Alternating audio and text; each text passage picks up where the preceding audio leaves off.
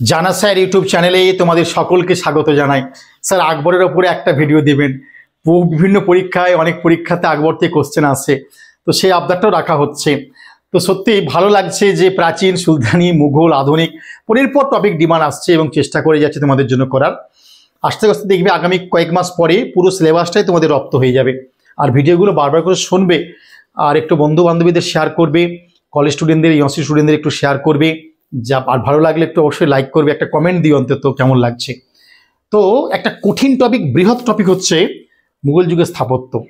শাহজাহান তোমাদের already video দিয়েছি, আকবরের ভিডিও করে দেওয়া হলো। তো আকবরের আমলে স্থাপত্য হিসাবে আগ্রা দুর্গ দেখব, যেটা কিন্তু ইউনেস্কো কর্তৃক ওয়ার্ল্ড হেরিটেজ। ফতেপুর সিক্রি, যেখানে শুধু নতুন শহর গড়ে তুলবে তা নয়, তিনি রাজধানী নিয়ে যাবে। দেয়ানি খাস প্রচুর করবে। এবং হুমায়ুনের সমাধি যখন তিনি তৈরি করবেন 1565 সালে, সেটা কিন্তু আকবরের আমলে প্রথম একটা জনপ্রিয় স্থাপত্য হিসাবে চিহ্নিত হয়েছে। তাই হুমায়ুনের সমাধি কিন্তু তৈরি হচ্ছে আকবরের আমলে। তো এইরকমই অনেক স্থাপত্য নিয়ে আজকে এসেছি আমি, একটা নতুন টপিক যার নাম আকবরের আমলের স্থাপত্য। খুব ভালো করে মনে রাখবে, এটা অত্যন্ত কঠিন টপিক, অত্যন্ত জনপ্রিয় টপিক, এবং প্রশ্ন এখান থেকে আসছে, খুব ভালো করে দেখার চেষ্টা করব। তো মুঘল যুগের স্থাপত্য শিল্প, এবং সেখানে আমি মূলত বেঁধে দিয়েছি শাসক হিসাবে আকবর। তোমরা সবাই জানো 1556 থেকে 1605 হচ্ছে আকবরের সময়কাল। এবং তার আমলে স্থাপত্য শিল্পের অগ্রগতি হয়েছিল। বাবর হুমায়ুনের আমলে স্থাপত্য হয়নি তা নয়। বাবর হুমায়ুনের আমলে স্থাপত্য বা চিত্রকলা পাওয়ার ভিডিও আসবে, তোমার দেখবে, ভালো লাগবে। তো বাবর হুমায়ুনের পাশাপাশি আকবরের আমলে দেখলাম যে আর্কিটেক্ট বা স্থাপত্য শিল্পের একটা অগ্রগতি ছিল। আবুল ফজলের বর্ণনাতেও দেখছি আমরা যে আকবর এর এই স্থাপত্য শিল্পের ক্ষেত্রে সহনশীলতা বা হিন্দু ইসলামী সংস্কৃতির সমন্বয়ে তিনি বড় হতে চেয়েছিলেন, এবং তার কিন্তু প্রভাব পেয়েছি আমরা সৌধগুলি, অর্থাৎ হিন্দু এবং ইসলাম বৈশিষ্ট্যগুলো কিন্তু ফুটে উঠছে আকবরের আমলে স্থাপত্য শিল্পে। এবং অধ্যাপক সরস্বতী, যিনি স্থাপত্য শিল্পের ভালো কাজ করেছেন, তিনিও বলছেন যে আকবরের স্থাপত্যের মধ্যে একটা মহত্ব আছে, শক্তির পরিচায়ক আছে, তিনি বলছেন সরস্বতী। অর্থাৎ আবুল ফজল এবং সরস্বতী আকবরের স্থাপত্য শিল্পের ভূয়সী প্রশংসা করেছেন, আমরা এটা বলতে পারি। এবং তারই আমলে, আকবরের আমলে কিন্তু আমরা দেখেছি যে জাতীয় শিল্প আন্দোলন প্রসার ঘটেছিল, অর্থাৎ স্থাপত্য শিল্পে একটা জোয়ার আসছে আকবরের আমলে, এটা বলছেন কিন্তু সরস্বতী। তো যেটা বলতে চেয়েছিলাম, আকবরের আমলে প্রথম সমাধি হিসাবে আমরা স্মৃতিসৌধ হিসাবে দিচ্ছি হুমায়ুনের স্মৃতিসৌধ। তাহলে 1565 সালে সময়কাল বলে দিচ্ছি, দেখো এই সময়কালই পড়ছে 1565। 1565 সালে হুমায়ুনের স্মৃতিসৌধ প্রথম আকবরের আমলে স্থাপত্য ছিল বলতে পারি। তাহলে হুমায়ুনের স্মৃতিসৌধ কত সালে নির্মিত হয়? 1565। কার আমলে তৈরি হয়? আকবরের। এবং এই স্থাপত্য শিল্পটা গড়ে তোলার পেছনে হুমায়ুনের বিধবা পত্নী হাজি বেগম, এনার কিন্তু অবদান অস্বীকার করা যাবে না। পরীক্ষায় প্রশ্ন দিয়েছিল যে হুমায়ুনের স্মৃতিসৌধ কে নির্মাণ করে, উত্তর হাজি বেগম নিয়েছে। হুমায়ুনের বিধবা পত্নী হাজি বেগম আকবরের আমলে তৈরি করছে কিন্তু আকবরকে দিয়ে এই হুমায়ুনের স্মৃতিসৌধ। এবং এই স্মৃতিসৌধ আকবর অর্থ দিলেন উদ্যোক্তা হাজি বেগম। আর্কিটেক্ট যিনি তৈরি করলেন তিনি হলেন সেই মিরাক মির্জা গিয়াস। আরেকবার বলবো, মিরাক মির্জা গিয়াস হুমায়ুনের স্মৃতিসৌধ নির্মাণ করেছিলেন হাজি বেগমের ঐকান্তিক উদ্যোগে। এবং এতে পারসিক প্রভাব কিন্তু যথেষ্ট ছিল, অস্বীকার করতে পারবো না। আমি উল্লেখ করেছি, দেখবে তোমাদের পারসিক প্রভাব ছিল হাজি বেগমের দ্বারা যে হুমায়ুনের স্মৃতিসৌধ তৈরি হয়েছিল। পার্সি ব্রাউন বলছে যে পার্সি রীতিতে তৈরি ভারতীয় সৌধ, অর্থাৎ এই যে পার্সি রীতিতে তৈরি হয়েছিল কিন্তু ভারতীয় একটা সৌধ, কাকে বলছি আমরা? হুমায়ুনের স্মৃতিসৌধ, যেটা মির্জা গিয়াস তৈরি করেছিলেন। এবং আরেকটা বৈশিষ্ট্য হচ্ছে যে একটি বাগানের কেন্দ্রে সৌধ স্থাপন করা ছিল, অর্থাৎ চারিদিকে একটা বাগান তৈরি করা হয়েছিল, সেই বাগানের মাঝখানে তৈরি করা হলো হুমায়ুনের স্মৃতিসৌধ। এটা কিন্তু একটা ইম্পর্টেন্ট বৈশিষ্ট্য বা ফিচার্স বলতে পারি। এবং কাশিম খান আকবরের আমলে আরেক স্থাপত্য শিল্প নিকোলাই বড় ভূমিকা নিয়েছিলেন। তিনি আগ্রা এবং লাহোরে দুর্গ তৈরি করেছিল। তো আগ্রা দুর্গ, লাহোর দুর্গ ইম্পর্টেন্ট। তো আগ্রা দুর্গ হচ্ছে আকবরের আমলে শ্রেষ্ঠ স্থাপত্য, মনে রাখবে এটা। এই আগ্রা দুর্গ প্রতিষ্ঠায় বড় ভূমিকা নিয়েছিল কাশিম খান আকবরের আমলে। 1564 সালে ভিত্তিপ্রস্তর স্থাপন হয় এবং 1565 সালে এখানে কাজ জোর কদমে শুরু হয়ে যায়। তাই অনেক জায়গায় 1564 পায়, অনেক জায়গায় 1565 পায়, দুটি কিন্তু আমি দিয়ে গেলাম, ভুল কোনোটাই নয়। তো 1564 সালে আগ্রা দুর্গের কাজ শুরু করছেন কাশিম খান, এবং 8 বছর পরে 1574 সালে গিয়ে দেখছি কাজ শেষ হয়েছে। 1572 সালে গিয়ে 64, 8 বছর লেগেছে। তাহলে 1572-তে কাজ শেষ হয়েছে। কোন দুর্গের কাজ শেষ হয়েছে? আগ্রা দুর্গের কাজ শেষ হয়েছে। কে নির্মাতা ছিলেন? আকবরের আমলে কাশিম খান। এই প্রাসাদের সঙ্গে গোয়ালিয়র দুর্গের একটা মিল ছিল, যে আকবরের আগ্রা দুর্গ গড়ে উঠছে আকবরের আমলে। বাবরের আমলে যে গোয়ালিয়র দুর্গ ছিল, সেই গোয়ালিয়র দুর্গের একটা ইন্সপিরেশন বা প্রভাব বা অনুকরণ পাচ্ছি আমরা আগ্রা দুর্গতে। তাহলে আকবরের আমলে আগ্রা দুর্গ কাসিম খান নির্মাণ করছেন, এখানে বাবরের আমলে নির্মিত গোয়ালিয়র দুর্গের একটা অনুরূপ পাচ্ছি আমরা। এবং আগ্রা দুর্গের প্রাচীর প্রায় 70 ফুট উঁচু ছিল, 70 ফিট, এবং 1.5 মাইল পরিধি জুড়ে বিস্তৃত ছিল আগ্রা দুর্গের রাউন্ডটা। ভালো করে মনে রাখবে। তো এত বড় দুর্গ মুঘল যুগে কখন নির্মিত হয়নি, মনে রাখবে এটা। তো আগ্রা দুর্গের উপর থেকে নিচে পর্যন্ত লোহা দ্বারা পাথর দৃঢ়ভাবে সংঘবদ্ধ ছিল, লোহাকে কানেক্টিং করে রেখেছিল পাথর দিয়ে। আউটস্ট্যান্ডিং আগ্রা দুর্গের পদক্ষেপ ছিল। সত্যি ভাবি, আমরা যখন পড়াশোনা করতাম, এখনো প্রচুর পড়াশোনা করি, তাতে ভাবি যে কত উন্নত মানের স্থাপত্য সেই সময়কালে ছিল, এখনকার প্রযুক্তি যুগের সময়কালে। এবং আগ্রা দুর্গে দুটি প্রবেশ পথ ছিল, একটি পথকে বলা হতো হাতিপথ, অপরটা বলা হতো অমর সিংহ পথ। তাহলে ভালো একটা প্রশ্ন যে হাতিপথ কোন স্থাপত্যে পেতাম আগ্রা দুর্গে, এবং এটি হাতিপথ শব্দটি কোন শাসকের সঙ্গে জড়িয়ে আছে, অবশ্যই উত্তর নেব আমি আকবর। এবং অমর সিংহ পথ আকবরের সমসাময়িক একটি পথ, যেটা আগ্রা দুর্গে ছিল, কিন্তু মনে রাখবে। আর দ্বিতীয় প্রবেশটা হচ্ছে স্পেশাল যারা ব্যক্তি, নিজস্ব ব্যক্তিরা ব্যবহার করত। আর দুর্গের মধ্যে, এই যে আগ্রা দুর্গের মধ্যে কি কি ছিল, দেয়ানিয়াম, দেয়ানি খাস, জাহাঙ্গীর মহল। আরেকবার, দেয়ানিয়াম, দেয়ানি খাস এবং জাহাঙ্গীর মহল আকবরের আমলে গড়ে ওঠা বিশাল বড় স্থাপত্যগুলির মধ্যে অন্যতম। এবং দেখো, আকবরের আমলে দেয়ানিয়ামের ছবিটা দেখে নিতে পারো তোমরা একবার। দেয়ানিয়াম চমৎকার একটি স্থাপত্য আকবরের আমলে তৈরি হয়েছিল, দেখে নাও তোমরা। খুব সুন্দর দেয়ানিয়াম আকবরের আমলে তৈরি হয়েছিল। ওকে, হ্যাঁ, যদি কেউ উত্তরপ্রদেশে যাও দেখবে, দেখতে পাবে তোমরা এটা। হ্যাঁ, যাও এবারে আসি তথ্যতে। আগ্রা থেকে 26 মাইল দূরে একটি সিক্রির কাছে তৈরি করলো, একটা ছোট টিলার ওপর তৈরি হলো একটি নতুন রাজধানী, যাকে আমরা বলছি ফতেপুর সিক্রি। আবারও বলবো, আগ্রা থেকে 26 মাইল দূরে সিক্রির কাছে, সিক্রি একটা গ্রাম এখনো আছে, এটা একটা টিলার উপরে, উঁচু পাথরের উপরে, টিলার উপরে তৈরি করলো একটা নতুন ক্যাপিটাল আকবর, যার নাম ফতেপুর সিক্রি। এবং তার স্মৃতি কোথায়, জাহাঙ্গীর লিখেছেন যে মাত্র 14-15 বছরে বন্য পশুতে ভরা টিলাটি বিভিন্ন ধরনের বাগান, অট্টালিকার প্রাসাদে পরিপূর্ণ এক শহরে উঠেছিল। তাহলে এখানে আকবর রাজধানী করার পূর্বে এখানে ছিল বাগান, অট্টালিকা, প্রাসাদ যে তৈরি হলো 14-15 বছরে চেঞ্জ করে দিয়েছিল। কে লিখছে যে বন্য পশুতে ভরা, জঙ্গলে ভরা, সেটাকে নতুন আধুনিক রূপ দিল আকবর। কে বলছেন, জাহাঙ্গীর। তার স্মৃতি কোথায়, মনে রাখবে এইটা।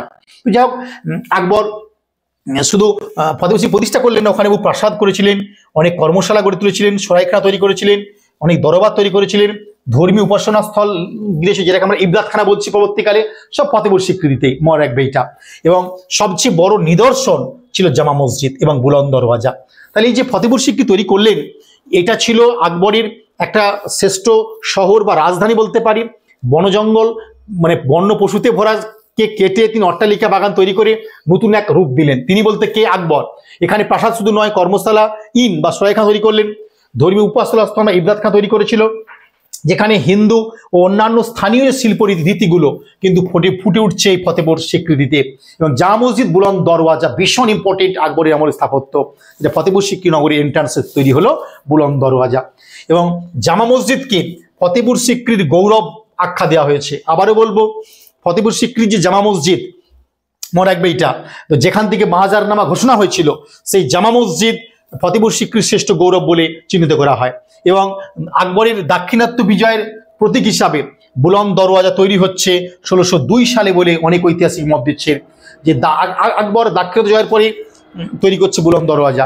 এই সময় কিন্তু আকবর হারুন মিনার নামে একটি স্থাপত্য তৈরি করেছিল। হারুন মিনার স্থাপত্য কি তৈরি করছে আকবর দাক্ষিণাত্য বিজয়ের স্মারক হিসাবে, এবং বুলন্দ দরওয়াজা তৈরি করছে ফতেপুর সিক্রিতে দাক্ষিণাত্য বিজয়ের স্মারক হিসাবে 1602 সালে। এবং পৃথিবীর সবচেয়ে বড় প্রবেশদ্বার বলা হয় এই বুলন্দ দরওয়াজাকে। পৃথিবীর সবচেয়ে বড় প্রবেশদ্বার হচ্ছে বুলন্দ দরওয়াজা। আর এই ফতেপুর সিক্রিতে যে সমস্ত স্থাপত্যগুলো ছিল একবার দেখে নাও তোমরা ভালো করে। তাহলে নতুন রাজধানী, এটা উত্তরপ্রদেশে আছে। এই স্থাপত্যগুলো কি কি ছিল ফতেপুর সিক্রিতে? যোধাবাই প্যালেস বা যোধাবাই মহল, আকবরের স্ত্রী হয়েছিলেন। তুর্কি সুলতান কোঠি, ভীষণ ইম্পর্টেন্ট একটি স্থাপত্য। বীরবল প্যালেস বা বীরবলের প্রাসাদ বা বীরবল কোঠি। পাঁচমহল বা পঞ্চমহল, এবং এই পাঁচমহল এবং দেয়ানিয়াম সুলতান আমাদের মানে নাদির শাহের আমলে দেখলাম যে পুরো দেয়ানিয়াম চেষে নিয়ে চলে গেছিল। ওই দেয়ানিয়ামের ছাদে বা সিলিংয়ে অনেক মণি নক্ষত্র ছিল, দামি দামি হিরে ছিল। সেই নাদির শাহ কি করলেন, একদম দেয়ানিয়ামের উপরে ছাদটা চেষে নিয়ে চলে গেছিল, মনে রাখবে এইটা। পাঁচমহলটা লুট করে নিয়েছিল নাদির শাহ। যা খোয়াবাগ, সেলিম চিস্তির যে সমাধি, জামা মসজিদ বলে এসেছি, বুলন্দ দরওয়াজা বলে এসেছি, ইসলাম খানের সমাধি, যে হারুন মিনার বা হিরণ মিনার, খাসমহল, নৌমহল, অনুপ তালাব, হাতিপোল সবই গড়ে তুলেছিল আকবর।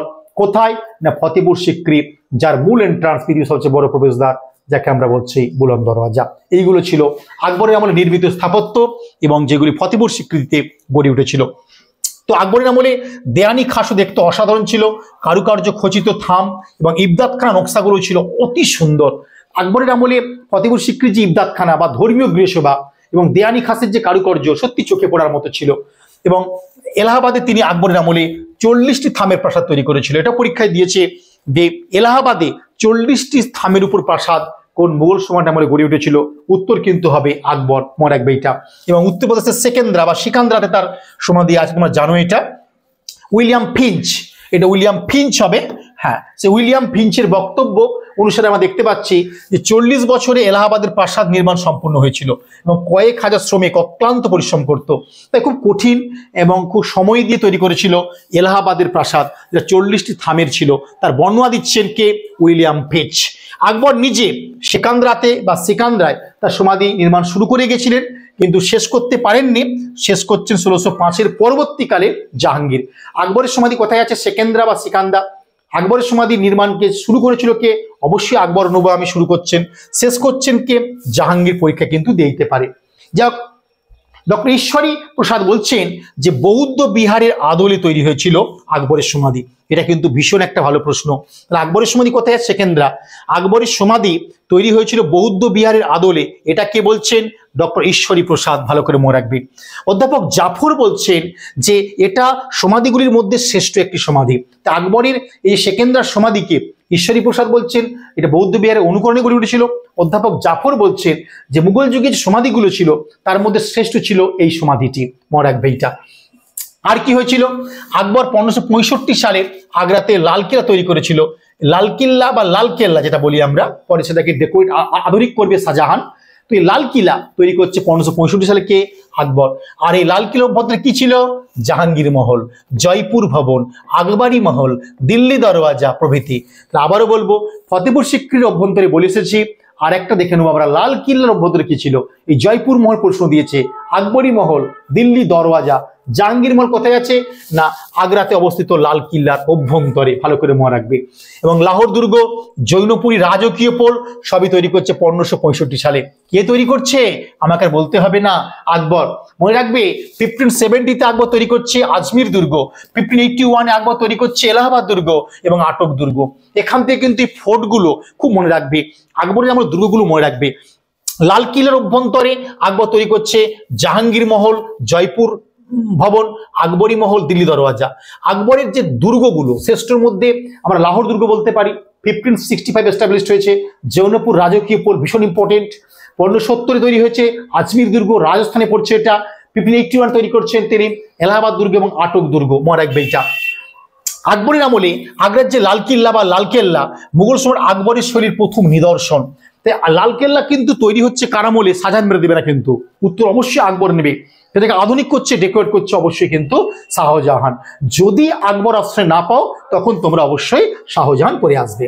যাই হোক, এই 1565 সালে কাসিম খাঁ আকবরের আমলে শ্রেষ্ঠ স্থাপত্য শিল্পী ছিলেন। তিনি গোয়ালিয়র দুর্গের অনুকরণে নির্মাণ করেছিল লালকেল্লা। কাসিম খাঁ তৈরি করলো লালকেল্লা 1565 সালে গোয়ালিয়র দুর্গের অনুকরণে।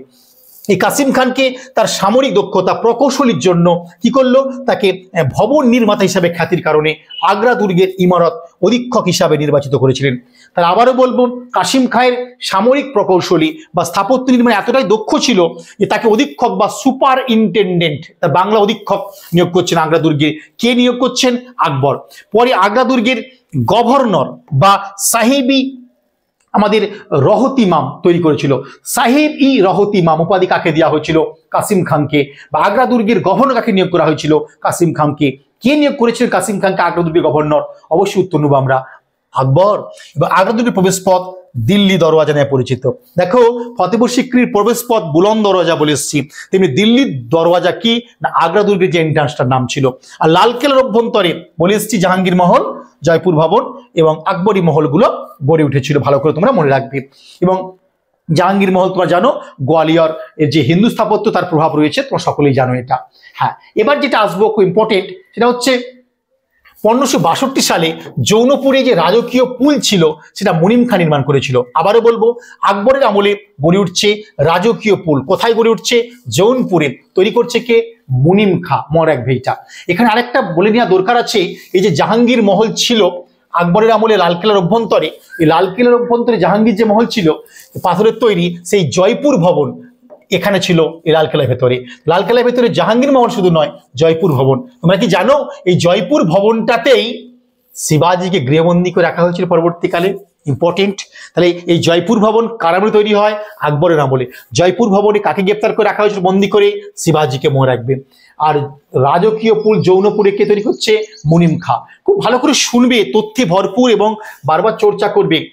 1564 বলে এসছে আগ্রা দুর্গ ভিত্তিপদ স্থাপন, 1565 সালে কাজ শুরু করা হয়, আর ভিত্তিপদ স্থাপন 1564, মনে রাখবে এটা। লাহোর দুর্গ নির্মাণ হচ্ছে 1564-65 সালে। আজমির দুর্গ বলে এসেছি 1570 সালে তৈরি হয়েছিল, মনে রাখবে এটা।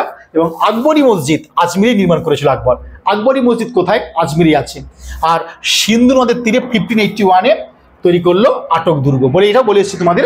আটক দুর্গ তৈরি করেছে সিন্ধু নদের মোহনাতে 1581। আর এই দুর্গকে, অর্থাৎ এই যে আটক দুর্গটাকে বলা হচ্ছে সিন্ধু সাগর বা আটক বেনারস, মনে রাখবে। কোন দুর্গের আরেক নাম ছিল আটক বেনারস? আটক দুর্গের বা সিন্ধু সাগর কোন দুর্গকে বলা হয়? আটক দুর্গকে, মনে রাখবে এটা। এবং এই আটক দুর্গের আরেকটা বৈশিষ্ট্য হলো যে কটক বেনারস দুর্গ একটা ভীষণভাবে গড়ে উঠেছিল। কটক বেনারস দুর্গ কিন্তু গড়ে উঠছে ওই সময়কালে। আরেকটা আকবর বলে এসেছি তোমাদের, 1583-তে এলাহাবাদ দুর্গ নির্মাণ করছে নতুন রূপে কিন্তু আকবর। 1583 সালে তৈরি করছে তিনি এলাহাবাদ দুর্গ। এবং মনে রাখবে এই এলাহাবাদ দুর্গ অভ্যন্তরে যে জোনালা মহল, ভাগ মনে রাখবে, জোনানা মহল গড়ে উঠছে এলাহাবাদ দুর্গে আকবরের আমলে। এবং 40টা স্তম্ভ ছিল বলে কি 40টা স্তম্ভের রাজমহল বলা হয়। আমি বলেছি তোমাদের 40টা স্তম্ভ যে তৈরি করা হয় স্থাপত্য, সেটাকে 40টা স্তম্ভের রাজমহল বলা হয়। এবং এখানেই রয়েছে এলাহাবাদ দুর্গে রয়েছে সেই জোনানা মহল, ভালো করে মনে রাখবে। আকবরের আমলে আর একটা স্থাপত্যের নাম না বললেই নয়, ইম্পর্টেন্ট স্থাপত্য নিমসরাই মিনার। এই নিমসরাই মিনার গড়ে উঠল আকবরের আমলে মালদা শহরে, কিন্তু এটা বাংলার বুকের স্থাপত্য। নিমসরাই মিনার একটা চারিদিকে নিম গাছ দ্বারা পরিবৃত জায়গাতে গড়ে উঠলো, নিমসরাই মিনার বলা হতো। কোথায় গড়ে উঠলো? মালদা শহরে, মনে রাখবে এটা। আর শ্রেষ্ঠ স্থাপত্য আকবরের আমলে কোনটা পরীক্ষায় দিয়েছে, পেরে যাবে তোমরা। আকবরের আমলে শ্রেষ্ঠ স্থাপত্য কোনটা? উত্তর ফতেপুর সিক্রি নিয়েছে। এবং এই ফতেপুর সিক্রি নগরের প্রথম যিনি স্থপতি ছিলেন তার নাম হচ্ছে বাহাউদ্দিন। আবারও বলবো, ফতেপুর সিক্রি নগর নির্মাতা কে ছিলেন? বাহাউদ্দিন। এই নগরকে আকবর রাজধানী ঘোষণা করেছে। তৈরি হয়েছে 1569, 1571 সালে রাজধানী ঘোষণা করেন। 1572 থেকে রাজধানী ছিল। 1584 মতান্তরে 1585 সালে তিনি রাজধানী এখানে শেষ করেছিলেন। তাহলে 1569-এ কাজ শেষ হচ্ছে ফতেপুর সিক্রি। যে নগরটা নির্মাণ করলেন আকবরের আমলে বাহাউদ্দিন স্থপতি রূপে, 71 সালে ঘোষণা করলেন ক্যাপিটাল হবে, 72 সালে রাজধানী হলো। 1584 শেষ দিকে বা 1585 প্রথম দিকে ফতেপুর সিক্রি রাজধানী বাতিল বলে ঘোষণা হয়। অর্থাৎ 1572 থেকে 85 আমরা বলতে পারি ক্যাপিটাল ছিল। কোথায় ছিল ক্যাপিটাল? ফতেপুর সিক্রি। এবং ঐতিহাসিক ভিনসেন্ট স্মিথ এই ফতেপুর সিক্রি কি বলেছে? রোমান্স পাথরের প্রতিরূপ। রোমান্সের পাথরের প্রতিরূপ হচ্ছে ফতেপুর সিক্রি, মনে রাখবে। এইরূপ স্থাপত্য মুঘল যুগের পূর্বে নির্মিত হয়নি বলে ভিনসেন্ট স্মিথ বলছেন। ঐতিহাসিক ফার্গুসন, বিখ্যাত ঐতিহাসিক ফার্গুসন কি বলছেন?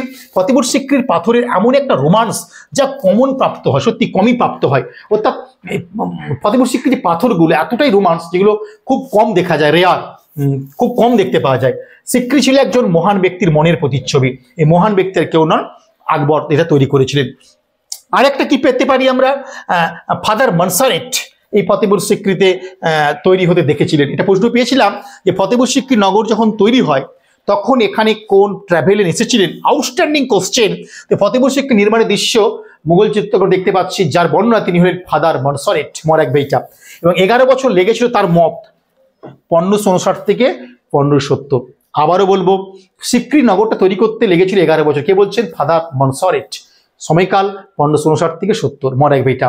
র্যালফ ফিচ ফতেপুর সিক্রিতে এসেছিলেন 1585। আরেকবার বলবো, ফতেপুর সিক্রিতে প্রথম কে এসেছিলেন? Father Monserrate.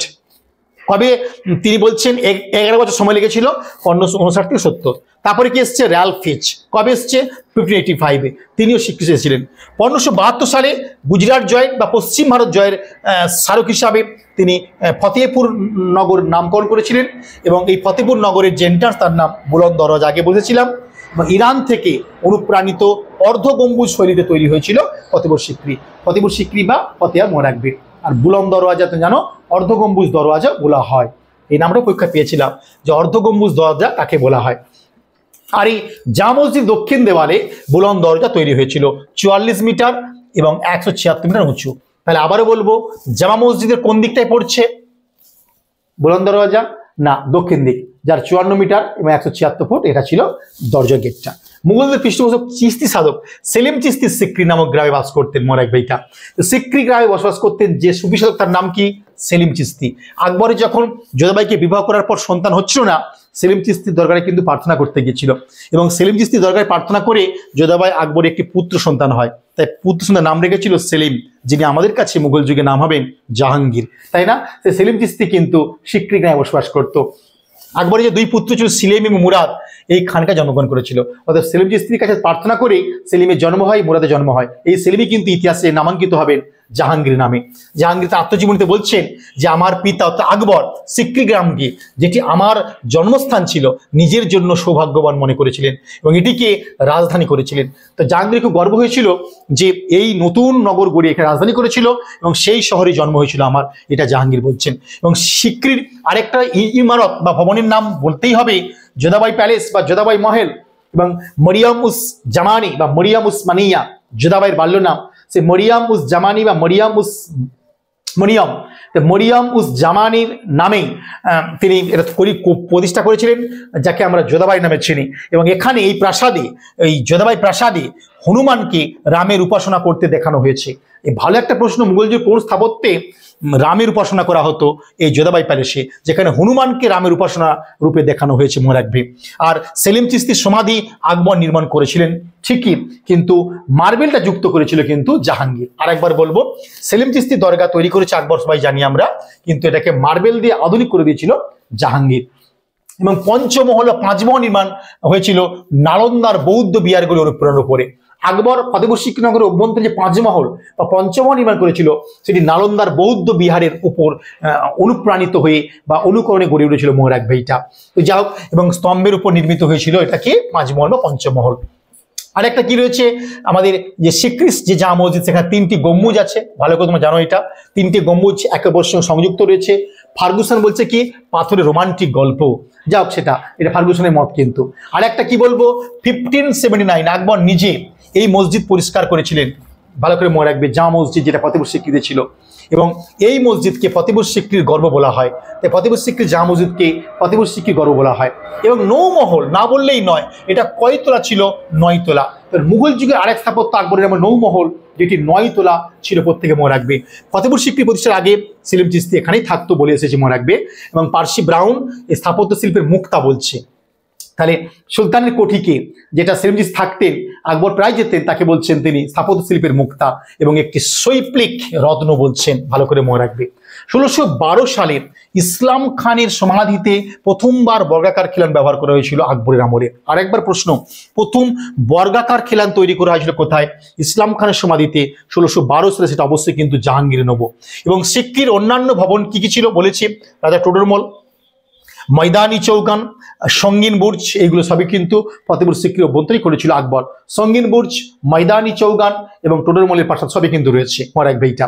তো যাই হোক, এবারে আকবর আগ্রাতে তৈরি করলো, এইটা দিয়েছে পরীক্ষায়। আঙ্গুরি বাগ কে নির্মাণ করেছিল? এই আঙ্গুরি বাগ তৈরি করছে আগ্রাতে আকবর।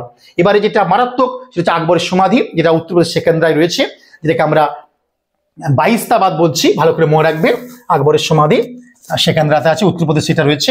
নির্মাণ শুরু করেছিল আকবর, শেষ করেছে জাহাঙ্গীর, প্রত্যেকে মনে রাখবে এইটা। এবং প্রথম ইমারত কাঠামো আকবরের আমলে নির্মিত, যেটা আমরা সেকেন্দ্রায় পাচ্ছি সমাধি, ভালো করে মনে রাখবে তোমরা। আর কি পাবো? এই যে আকবরের যে সমাধি রয়েছে, ইসলামী, হিন্দু, খ্রিস্টান, বৌদ্ধ শিল্প পাশাপাশি কোচিন চীনের প্রচলিত খামের যে স্থাপত্য সেখানেও কিন্তু প্রভাব পেয়েছে। তাহলে আকবরের যে সেকেন্দ্রাটের সমাধি রয়েছে বা বাহিস্তাবাদের সমাধি রয়েছে, সেটা ইসলামী, হিন্দু, খ্রিস্টান, বৌদ্ধ শিল্প পাশাপাশি কোচিন এবং চীনে প্রচলিত যে খামের স্থাপত্য ছিল, সেই খামের স্থাপত্যের প্রভাব পেয়েছে কিন্তু আকবরের সমাধি, যা সেকেন্দ্রাতে রয়েছে। সমাধিটা কয় তলা বিশিষ্ট? প্রত্যেকে মনে রাখবে 5 তলা ছিল। প্রথম তলায় কবরটি হচ্ছে আসল, বাকি 4টে কিন্তু নকল, মনে রাখবে এটা। তাহলে 1 তলাটা আসল, বাকি 4টে তলা কিন্তু নকল সমাধি, মনে রাখবে। আর সমাধির চারপাশে আরবি ভাষায় ঈশ্বরের 99টি নাম খোদাই করা আছে। আকবরের যে সমাধি ফতেপুর সিক্রিতে কি করা রয়েছে না, তার চারপাশে আরবি ভাষায় ঈশ্বরের 99টি নাম সেখানে খোদাই করা আছে। এটা ভালো একটা প্রশ্ন। ঈশ্বরের 99টি নাম খোদাই করা আছে কোন স্থাপত্যে? আকবরের সমাধি সেকেন্দ্রাতে খোদাই করা আছে। জাহাঙ্গীরের সমাধির চারপাশে কি করেছিল? মার্বেল পাথরের 4টি মিনার নির্মাণ করে দিয়েছিল। প্রথমে তাহলে নির্মাণ হয় সেকেন্দ্রাতে সমাধি, পরে 4টে পাথরের একদম মিনার তৈরি করলো পিতার উদ্দেশ্যে পুত্র জাহাঙ্গীর, তিনি তার আত্মজীবনীতে কিন্তু বলে যাচ্ছে। যাই হোক, এই সমাধিটিকে হ্যাবেল, অধ্যাপক হ্যাবেল কি বলছেন? একজন মহান ভারত শাসকের পুণ্যের স্মৃতিস্তম্ভ। একজন ভারতীয় মহান শাসকের পুণ্যের স্মৃতিস্তম্ভ হচ্ছে আকবরের সমাধি। তো আকবরের সমাধিটার উপরে অত্যাচার চালালো কে? জাট নেতা রাজারাম। 1691 সালে এই সমাধি খুঁড়ে আকবরের অস্থিগুলি বের করে এনেছিল, হিন্দি রীতি অনুসারে চিতার উপর রেখে পুড়িয়ে ফেলেছিল। এই সমাধির কোনো সত্যতা নেই। তাই জাট নেতা রাজারাম আকবরের সমাধি খুঁড়ে 1691 সালে, মনে রাখবে এইটা, ঔরঙ্গজেবের আমলে জাট নেতা রাজারাম এই সমাধিগুলি খুঁড়ে আকবরের অস্থি সব বের করে এনেছিল এবং হিন্দি রীতি অনুযায়ী কবর নয়, তিনি চিতার উপর রেখে পুড়িয়ে দিয়েছিল। তা আকবরের সমাধি থেকে অস্থি বা হাড় বের করে এনে হিন্দু রীতি অনুযায়ী কে পুড়িয়ে দিয়েছিল চিতায়? উত্তর রাজারাম। যার নেতা সালটা হচ্ছে 1691 সালে ঔরঙ্গজেবের আমলে। আজকে এ পর্যন্ত রইল। কেমন লাগলো? টপিকটা একটু বড়, একটু কঠিন মনে হতে পারে, 5 বার শুনে নিও।